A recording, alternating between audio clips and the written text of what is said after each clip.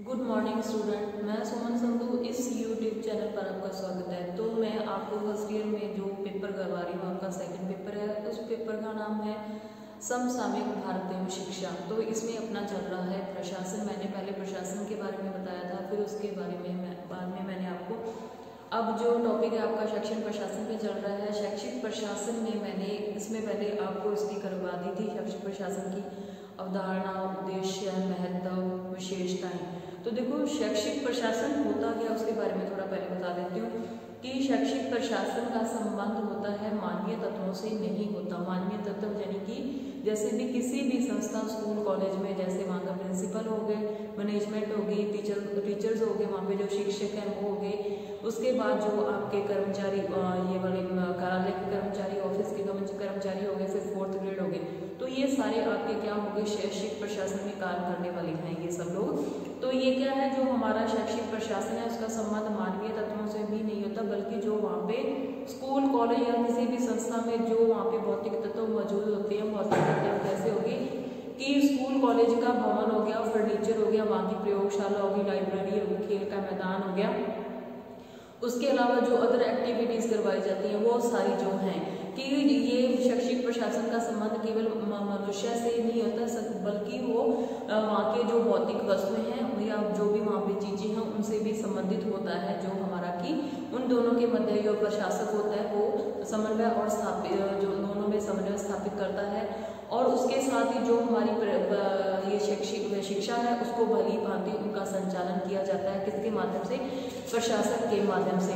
और उसके साथ ही मनोवैज्ञानिक जो हमारी है दृष्टि, मनोवैज्ञानिक दृष्टि से इसका संबंध मानव की जो है, जो हमारे मनोवैज्ञानिक में उन्होंने कहा कि इनका संबंध जो है कि व्यक्ति को भिन्नताओं, उसकी योग्यताओं और उसकी प्रतिभाओं और उपलब्धियों और उसकी जो शैक्षिक समस्याएं हैं को से अधिक रहता है। यानी कि जो वहाँ पे बच्चे जो भी छात्र शिक्षा ग्रहण करने आते हैं स्कूल कॉलेजों में, तो उनको जो शिक्षा दी जाती है वो उनकी व्यक्तिगत विभिन्नता होगी, उनकी योग्यताएं होगी या उनकी जो उपलब्धियां होगी, प्रतिभाएं होगी। जैसे कि कई बच्चे क्या होते हैं, इंटेलिजेंट होते हैं, कई सामान्य होते हैं, कई प्रखर बुद्धि के होते हैं, तो उसके हिसाब से उनको कक्षा में शिक्षण दिया जाता है। और साथ ही इन सब चीजों का भी ध्यान में रखा जाता है। और ये सारे काम किसके लिए, जो हमारे शैक्षिक प्रशासन में जो काम करते हैं लोग, उन सब का होता है कि वो बच्चे को शिक्षा किस प्रकार से दें, कि सामान्य बच्चे को किस प्रकार से दी जाए और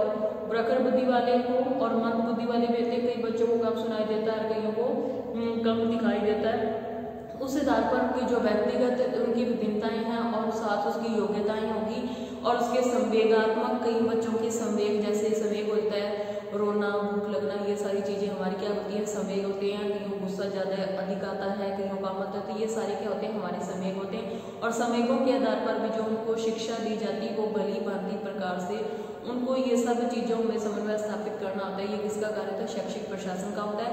तो इसके साथ ही इसमें जो हमारे मुख्यतः 3 तथ्य हैं, कौन कौन से हैं कि जो भी हमारी शिक्षा संबंधी नीति निर्धारित की जाती है, कि जो हमारा शिक्षा प्राप्त करने का जो मुख्य उद्देश्य या लक्ष्य होता है या जो नीति निर्धारण किया जाता है, वो शिक्षा का संचालन करने का प्रयास करना एवं शिक्षा की प्रगति के लिए जो भी योजनाएं बनाना, ये सारे कार्य किसके हैं? ये सारे कार्य शैक्षिक प्रशासन के, प्रशासक के, ये सब कार्य हैं। 2 नंबर इसमें आ जाता है कि जो हमारे शिक्षा संबंधी जितनी भी योजनाएं बनाई गई हैं उन योजनाओं को कुशलता पूर्वक उनको क्रियान्वित करना। यानी कि शिक्षा के लिए जो नीति निर्धारण किया जाता है उस नीति निर्धारण के आधार पर उन योजनाओं को क्रियान्वित कर जो भी कुशलताएं बनाई गई हैं, लक्ष्य बनाए गए हैं, उनको सही तरीके से कुशलता पूर्वक क्रियान्वित करना चाहिए और क्रियान्वित करना, ये भी शैक्षिक प्रशासन का ही कार्य है।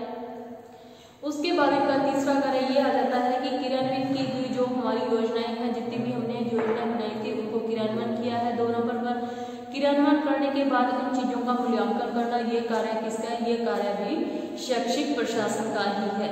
उसके बाद आज जो मैं टॉपिक करवाऊंगी वो है शैक्षिक प्रशासन के सिद्धांत, यानी कि प्रिंसिपल की शैक्षिक सिद्धांत। जो हमारा शैक्षिक प्रशासन है उसके कौन कौन से सिद्धांत हैं और सिद्धांत यानी कि उनके प्रिंसिपल। तो इसमें जो आपका पहला जो आपका टॉपिक है वो है शैक्षिक प्रशासन के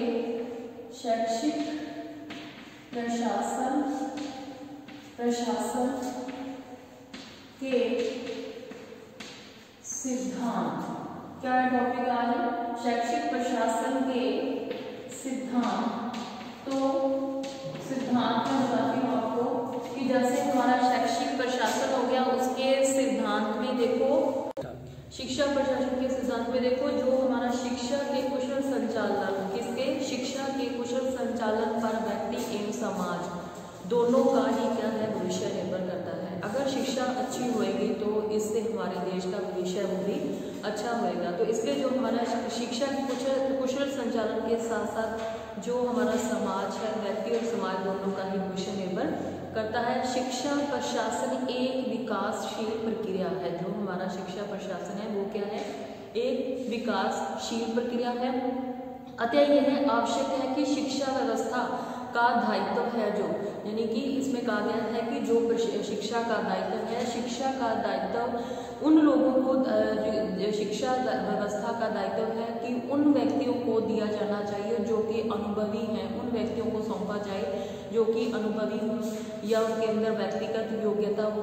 और इसके साथ ही जो हमारा शैक्षिक प्रशासन के सिद्धांतों के ज्ञान का भी सिद्धांतों का ज्ञान भी रखती हूँ। यानी कि जो हमारा शिक्षा प्रशासक है उस प्रशासक को या और शिक्षा प्रशासक ऐसा होना चाहिए जो कि उसके अंदर व्यक्तिगत योग्यता हो और उसको अनुभव भी प्राप्त हो, यानी कि उनके पास एक्सपीरियंस भी होना चाहिए, किसके पास, प्रशासक के पास। तो उसमें देखो, अब इसका जो शिक्षा सिद्धांत है, उस शिक्षा सिद्धांत में आपका पहला पॉइंट है वो है स्वतंत्रता का सिद्धांत। शैक्षिक प्रशासन के सिद्धांत में पहला सिद्धांत है वो है स्वतंत्रता का सिद्धांत। पहला सिद्धांत हो गया आपका स्वतंत्रता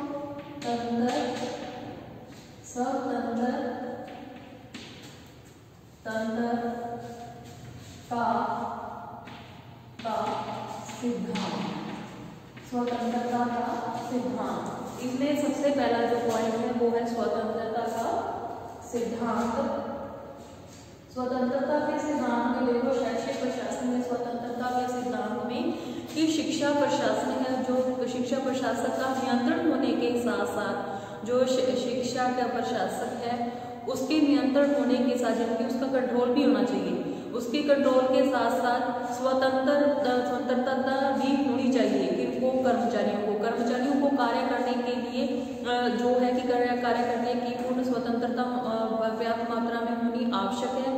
परंतु जो हमारे प्रशासनिक कार्य हैं, प्रशासनिक कार्यों के सभी सिद्धांतों तथा नियमों के आधार पर बहुजन हिताय को ध्यान में रखकर ही करनी चाहिए और स्वतंत्र होकर कार्य करने से जो हमारा शिक्षा प्रशासन है में सुगमता तथा व्यक्तियों की कार्य क्षमताओं दोनों में ही वृद्धि होनी चाहिए। यानी कि जो हमारे प्रशासक हैं उनका सभी कर्मचारियों पर कंट्रोल भी होना चाहिए, कंट्रोल के साथ साथ उनको कर्मचारियों को पूर्ण स्वतंत्रता भी देनी चाहिए और वो स्वतंत्रता के साथ कार्य करेंगे जो भी कर्मचारी हैं तो वो अपने कार्य में जो है पूर्ण सफलता प्राप्त करेंगे। उसके बाद इसमें दूसरा सिद्धांत है दार्शनिक एवं राजनीतिक विचारधारा। कौन सा दूसरा पॉइंट है इसमें, दार्शनिक एवं राजनीतिक विचारधारा।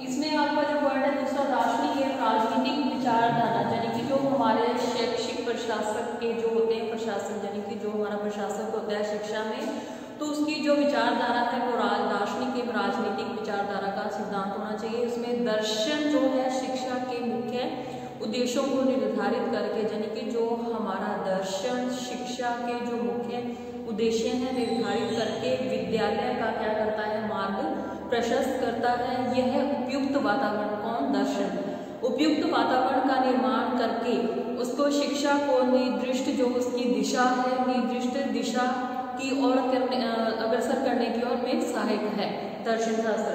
तो इसके साथ ही जो हमारे आदर्शवादी विचारधारा के अनुसार शिक्षा का प्रमुख उद्देश्य है आत्मानुभूति से है, यानी कि जो हमारे आदर्शवादी हैं उनकी विचारधारा किसमें, आत्मा परमात्मा से यानी आध्यात्मिकता से संबंधित होती है।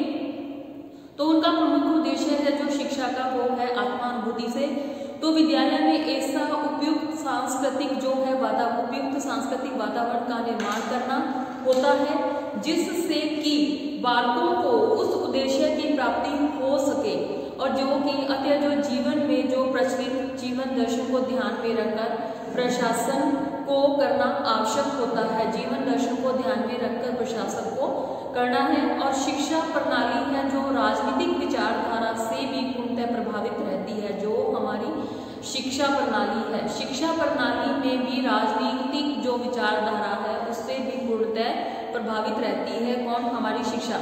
भारत एक क्या है? लोकतांत्रिक देश है।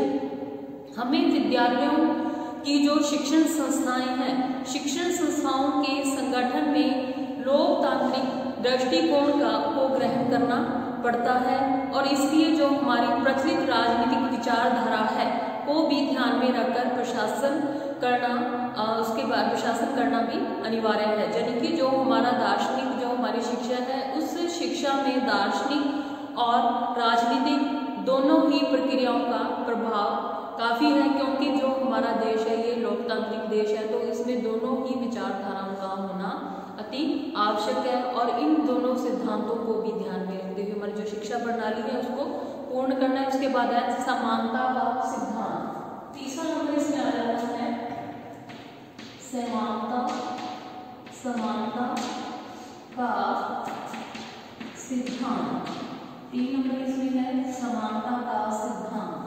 समानता के सिद्धांत में देखो जो हमारा प्रशासक है, इस सिद्धांत के अनुसार कि एक व्यक्ति को अथवा एक व्यक्ति है वो किसी वर्ग विशेष को प्रशासनिक दृष्टि में महत्ता प्रदान नहीं की जाती।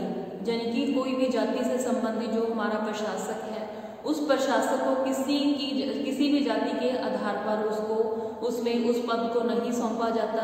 उच्च अधिकारियों को अपने जो है अधीन, यानी कि जो वहाँ पे उच्च अधिकारी हैं संस्थाओं में, शिक्षा संस्थाओं में, जैसे प्रिंसिपल हो गए, फर्स्ट ग्रेड हो गया, ऐसे तो जो भी हैं वहाँ पे उनको उच्च अधिकारियों को अपने अधीन कार्य करने वाले, यानी कि उनके अधीन जो आगे कार्य करने कर्मचारियों को हीन न समझकर उन्हें अपना सहयोगी अथवा मित्र समझना चाहिए। उन्हें जो है प्रशासनिक दृष्टि में समान अधिकार देना चाहिए। समान अधिकार देकर प्रशासक के कार्य में प्रशासन कार्य में सहभागी बनाने के लिए अवसर प्रदान करने चाहिए। और साथ रूप में जो हमारी शिक्षा प्रशासन है, शिक्षा प्रशासन ऐसा होना चाहिए जो कि सभी को अपनी प्रतिभा और योग्यताओं, यानी कि जो वहाँ पे कर्मचारी काम करते हैं वो अपनी प्रतिभाओं और योग्यताओं को प्रदर्शित करने का उन सबको समान अवसर दिया जाना चाहिए। यानी कि उनमें समानता का, यानी कि असमानता का व्यवहार नहीं बल्कि समानता का व्यवहार उनके साथ करना चाहिए। यह किसका है? प्रशासक या उच्च कर्मचारी हैं उनका अधिकार है।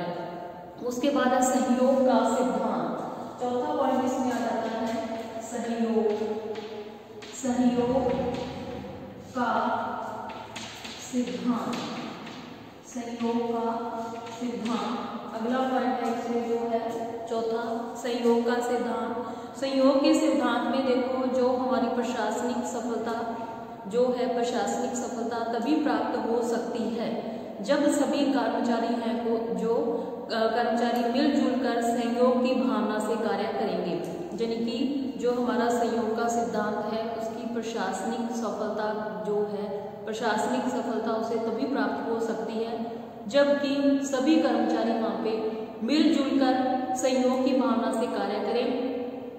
और साथ ही जो हमारी वही प्रशासनिक निर्णय उपयोगी, तभी प्रशासनिक निर्णय जो उपयोगी सिद्ध हो सकते हैं जिन्हें सभी स्तर के कर्मचारी वहाँ पे जो कर्मचारी कार्य कर रहे हैं वो सामूहिक रूप से विचार करके निर्धारित कर सकते हैं। और शिक्षा के उद्देश्यों की पूर्ति तभी हो सकती है जब जो हमारा प्रशासन है, प्रशासन की छोटी से छोटी और बड़ी से बड़ी इकाई में तालमेल हो। यानी कि जो वहाँ पे उच्च अधिकारी के साथ साथ जैसे 4th ग्रेड कर्मचारी हैं उन सबका आपस में तालमेल होना जरूरी है। तभी क्या है हमारा जो है शिक्षा प्रशासन की व्यवस्था उसको प्रशासन ऐसा होना चाहिए जिसका कि क्षेत्र जो है जुड़े प्रशासकों, शिक्षकों, कर्मचारियों तथा विद्यार्थियों के प्रयासों में समन्वय स्थापित हो सके एवं जो हमारी शिक्षा है, शिक्षा के क्षेत्र में शैक्षिक उन्नति को एकजुट होकर प्राप्त किया जा सके। यानी कि वहाँ पे जितने भी कर्मचारी या उच्च अधिकारी कार्य कर रहे हैं उन सब में सहयोग का सिद्धांत होना अति ही आवश्यक है। उसके बाद है विकास का सिद्धांत। 5 नंबर इसमें आ जाता है विकास का सिद्धांत। विकास के सिद्धांत में देखो, विकास का सिद्धांत यानी कि जो शिक्षा का मुख्य उद्देश्य है बालक का सर्वांगीण विकास करना, यानी कि शिक्षा के माध्यम से ही बच्चे का शारीरिक, मानसिक, संवेगात्मक और जो भी उसकी आध्यात्मिकता होगी, सामाजिक, ये सभी इन सभी का विकास किसके माध्यम से हो सकता है? शिक्षा के माध्यम से ही हो सकता है। और इसके साथ ही शिक्षा प्रशासन का मुख्य लक्ष्य यही होता है कि बच्चे का सर्वांगीण विकास करना और उसका शारीरिक, मानसिक, सामाजिक, आध्यात्मिक, संवेगात्मक, नैतिक, चारित्रिक आदि सभी प्रकार का उसका समुचित विकास करें। और जो हमारा शिक्षा प्रशासन है, शिक्षा प्रशासन को बालक की स्वाभाविक जो प्रवृत्तियां हैं, यानी कि बच्चे की, हर बच्चे की अपनी अपनी प्रवृत्तियां होती हैं, अपना अपना स्वभाव होता है, अपना नेचर होता है, उसकी जो प्रवृत्तियां हैं, उसकी जो क्षमताएं हैं, योग्यताएं हैं, रुचियां होगी, उसकी आवश्यकताएं होगी आदि सभी को ध्यान में रखकर ही जो हमारी शिक्षा है, शिक्षा का निर्धारण करना चाहिए। तभी जो हमारा शिक्षा प्रशासन का लक्ष्य है वो आसानी से प्राप्त किया जा सकता है। किसके माध्यम से? विकास का जो सिद्धांत है उसके माध्यम से। और शिक्षा का मुख्य लक्ष्य है बच्चे का सर्वांगीण विकास करना। सर्वांगीण विकास बच्चे को आ गया शारीरिक, मानसिक, चारित्रिक, संवेगात्मक, नैतिक, आध्यात्मिक, और ये सारे विकास हैं जो बच्चे के तभी संभव हो सकते हैं जबकि उनकी जो कि योग्यताएं हैं, उसकी विभिन्नताएं हैं, उसकी रुचियां हैं, उसकी आवश्यकताएं हैं, उसी के आधार पर जो कि उसको शिक्षा दी जाए और तभी जो हमारा नीति निर्धारण का लक्ष्य है उसे प्राप्त किया जा सकता है। उसके बाद है स्वास्थ्य, योग्यता तथा चरित्र पर आधारित सिद्धांत। इस पे स्वास्थ्य, छठा है इसमें स्वास्थ्य,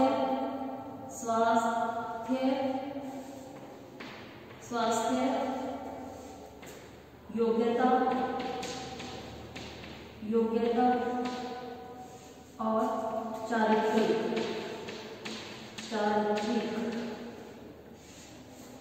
विकास। उसका जो हमारा प्रशासक है उसका जो है योग्यता और चरित्र पर आधारित चारित्रिक आदि का सिद्धांत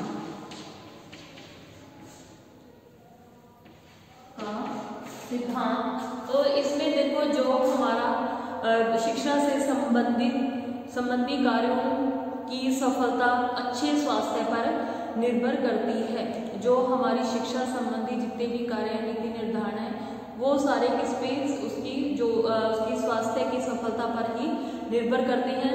स्वस्थ प्रशासक यानी कि वो जो वहाँ पे प्रशासक है अगर वो स्वस्थ है, शिक्षा के क्षेत्र में जो है जटिल समस्याओं का भी निराकरण कर सकता है। अगर प्रशासक वहाँ का जो है स्वस्थ है, कुशल है, जो भी हमारी शिक्षा में समस्याएं आ रही हैं उन जटिल समस्याओं को का तुरंत निराकरण कर सकता है। और योग्यता के अभाव में अगर उसके पास, प्रशासक के पास अगर योग्यता नहीं है तो योग्यता के अभाव में वह कोई किसी भी कार्य को करने में असमर्थ रहेगा। और जो हमारे शिक्षा के क्षेत्र में व्याप्त जितनी भी कुरीतियां होगी, अनियमितताएं होगी, भ्रष्टाचार होंगे आदि को समाप्त करने की जो है योग्यता, हमें योग्य प्रशासक के साथ साथ वो चरित्रवान प्रशासक भी होना चाहिए। अतः उच्च कोटि का जो है उच्च कोटि एवं चरित्र वाले प्रशासक ही जो हमारी शिक्षा की नीतियां हैं उसके अच्छे जो शैक्षिक कार्यक्रमों को सफल बनाने में सहायक होता है। अगर जो हमारा प्रशासक है वो स्वस्थ है, वो योग्यताधारी है और साथ ही अगर उसका चरित्र भी अच्छा है तो इसके आधार पर ही वह उसकी हमारी जो शिक्षा है उसको उच्च कोटि तक पहुंचा सकता है। उसके बाद है सामाजिक विकास का सिद्धांत। छठा इसमें है सामाजिक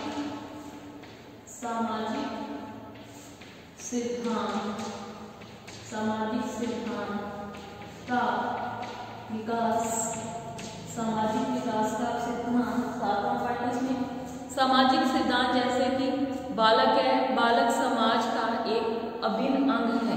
हमें शिक्षा के माध्यम से अपने देश के भावी नागरिकों में सामाजिक कौशलता उत्पन्न करने की जो है चेष्टा करनी चाहिए। समाज और बालक एक दूसरे पर निर्भर करते हैं, दोनों ही, कौन, बालक और समाज दोनों ही एक दूसरे पर निर्भर करते हैं। बालक शिक्षा प्राप्त करके समाज में एक उपयोगी नागरिक के रूप में विकसित होता है। इसलिए शिक्षा प्रशासन जो है, शिक्षा प्रशासन को समाज के विकास के लक्ष्य की अवहेलना कदापि नहीं करनी चाहिए। यानी कि जो हमारे देश का भविष्य है वो किस पर आधारित है, छात्रों पर ही आधारित है। अगर जो है बच्चा सही होएगा, चरित्रवान होएगा, तो हमारा राष्ट्र की भी प्रगति उसी के आधार पर होती है। उसके बाद है मूल्यों के सापेक्ष महत्व पर, इसके मूल्यों के, 8वां है इसमें मूल्यों के सापेक्ष, मूल्यों के जो है सापेक्ष, इसमें सापेक्ष महत्व पर, मूल्यों के सापेक्ष महत्व पर निर्णय लेना। जो हमारे मूल्य हैं उन मूल्यों के सापेक्ष जो महत्व है, महत्वपूर्ण निर्णय लेना उन पर, मूल्यों पर। तो किसी भी प्रशासक को शिक्षा संबंधी सभी महत्वपूर्ण निर्णय है, जो किसी भी प्रशासक को जो शिक्षा संबंधी जो भी महत्वपूर्ण निर्णय, कार्य होंगे, योजनाएं होंगी, सिद्धांत तथा समस्याओं पर विचार करके सापेक्षिक जो हमारा है सापेक्षिक महत्व के आधार पर कार्य करना चाहिए। और साथ ही जो शिक्षा के क्षेत्र में जो प्रशासक है, प्रशासक को समस्त जितने भी निर्णय हैं, समस्त निर्णय यथाशीघ्र लेने चाहिए, जिससे कि अधिक से अधिक व्यक्तियों का हित हो सके। यानी कि जो भी हमारे मूल्य हैं, जो हमारे मूल्य, हमारे लिए मूल्य, उचित निर्णय, योजनाएं, कार्य जो भी हैं, उन सभी पर जो भी समस्याएं, सिद्धांत हैं, उन पर जल्दी से जल्दी निर्णय लेना चाहिए। और जो अगर यथाशीघ्र निर्णय लेते हैं तो जो हमारी, जिससे कि अधिक से अधिक व्यक्तियों का हित हो सकता है। उसके बाद है व्यावसायिक प्रगति का सिद्धांत। इसका 9वां क्षेत्र में व्यावसायिक प्रगति, व्यावसायिक प्रगति का सिद्धांत, व्यावसायिक जो हमारी प्रगति है उसका सिद्धांत। व्यावसायिक प्रगति का सिद्धांत में यानी कि शिक्षा प्रशासक को अपने कर्मचारियों विशेषतः जो शिक्षक हैं, शिक्षकों को व्यावसायिक प्रगति के विभिन्न अवसर प्रदान करने चाहिए। तभी कर्मचारियों की जो कार्यक्षमता है, कार्यक्षमता में वृद्धि होने की संभावना बनी रहती है। और व्यावसायिक जो हमारी प्रगति है, व्यावसायिक प्रगति के अवसर के प्रेरणा के रूप में कार्य करते हैं। व्यावसायिक प्रगति के अवसर जो है प्रेरणा के रूप में कार्य करते हैं। और इसमें 10वां पॉइंट है भौतिक तत्वों का उचित उपयोग।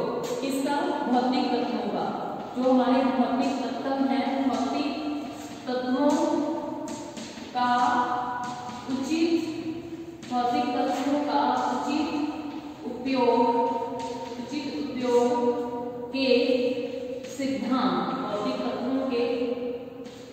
भौतिक तत्वों के उचित सिद्धांत का, भौतिक तत्वों के उचित जो है उचित उपयोग के सिद्धांत, उचित उपयोग के सिद्धांत यानी कि जो हमारे भौतिक तत्व हैं, तत्वों के उपयोग करने का सिद्धांत। इसका उपयोग करने का सिद्धांत। तो इसमें देखो जो हमारा शैक्षिक प्रशासन है, प्रशासन में जो हमारा प्रशासन है, प्रशासन में भौतिक तत्वों की भी आवश्यकता रहती है। यानी कि जो हमारा प्रशासन है उस प्रशासन में भौतिक तत्वों की आवश्यकता भी रहती है, जैसे कि धन हो गया, भवन हो गया, फर्नीचर हो गया, अन्य सामग्री को प्रभावशाली उपयोग प्रशासन के दोष उत्पन्न होने से बचाता है। अगर वहाँ पे ये सारी चीजें उपस्थित हैं और उनकी वजह से जो दोष उत्पन्न होने वाले होते हैं उनसे बचाता है। भौतिक तत्वों का उचित उपयोग कर्मचारियों के समय, श्रम तथा शक्ति का समुचित लाभ उठाने की संभावना में सहायक होता है। अतः जो हमारे कुशल प्रशासक हैं, कुशल प्रशासक जो प्रशासकता के साथ उस कार्य को शिक्षा में क्षेत्र में जो भी उपलब्ध जो भौतिक तत्व हैं, तत्वों का उपयोग करते हुए अनेक समस्याओं का निराकरण करने में उन्हें किसी भी प्रकार की कोई भी कठिनाई नहीं होती। यानी कि जो हमारे पास भौतिक तत्व उपलब्ध है, उन भौतिक तत्वों का अगर हम सही समय के साथ उनका उपयोग करते हैं तो जो हमारे पास सामने समस्याएं हैं, उन समस्याओं का निराकरण उचित तरीके से किया जा सकता है। तो आज मैंने आपको बताए थे शिक्षा प्रशासन में सिद्धांत, और जो हमारा शिक्षा प्रशासन है उस प्रशासन में शिक्षा का अगर कुशल संचालन व्यक्ति एवं समाज दोनों के भविष्य पर निर्भर करता है। जो हमारी जो शिक्षा है उसका अगर कुशल सही तरीके से संचालन होगा, उस संचालन से जो है व्यक्ति और समाज दोनों का भविष्य निर्भर करता है। जो हमारा शिक्षा प्रशासन है वो एक विकासशील प्रक्रिया है। यह आवश्यक है कि शिक्षा व्यवस्था का दायित्व अनुभवी और योग्यताधारी व्यक्तियों को ही दिया जाना चाहिए। अब इसके हैं सिद्धांत। पहले है शैक्षिक स्वतंत्रता का सिद्धांत, यानी कि उस प्रशासक के सामने जितने भी कर्मचारी कार्य कर रहे हैं उन कर्मचारियों को पूर्ण स्वतंत्रता